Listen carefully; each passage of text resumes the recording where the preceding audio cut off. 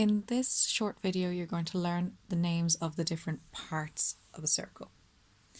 There are some key names and terms that you need to know in order to work with circles effectively for your exam. The first of which is the name of the rim of the circle, the actual line going around the outside of the circle. If you know what it is, that's great. I'm giving you a second to think of it. But if you don't, it's called the circumference. The name of this outside part of the circle is called the circumference. Just going to write it down here for you.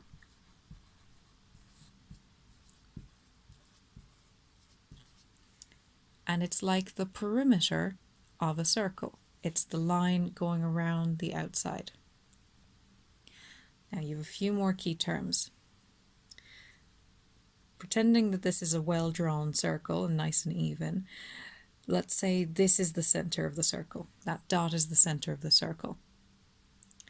If you have a line running from the dot to the circumference, from the center to the circumference, that line is called a radius. It's spelled like this, R-A-D-I-U-S. Sometimes we will just call it the letter R. When we're doing maths, we might just call it R. And it's the radius. It's the line from the center to the circumference. Another term you need to know, hopefully I can draw this nicely. Just about. A little rough. Another term you need to know is the diameter. The diameter, we'll call it D, is the line running from one edge of the circle, one side of the circumference, to the other side of the circumference, and it's going straight through the center. If it was just over here, it wouldn't be a diameter. It has to run through the center. And that, I think I can just about fit it in the bottom of the page, whiteboard, is spelt diameter, D-I-A-M-E-T-E-R. So we have the diameter of the circle running from one edge of the circumference through the center to the other side, touching the other edge of the circumference. We have the radius, which runs through from the center of the circle to the edge, which is the circumference, and the circumference, which is all around the edge of the circle, the perimeter of the circle.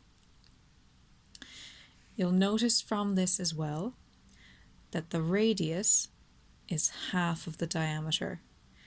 If on this line I started at the center and ran out to the edge, preferably in a straight line, it would be the radius.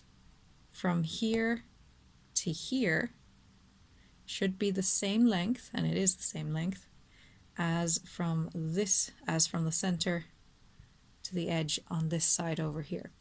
So radius is half of diameter. If your radius is 2 centimeters long, your diameter is 4 centimeters long.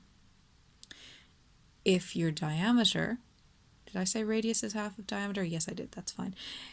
Your radius is half of your diameter. So if your radius is 2 centimeters long, diameter is 4 centimeters long.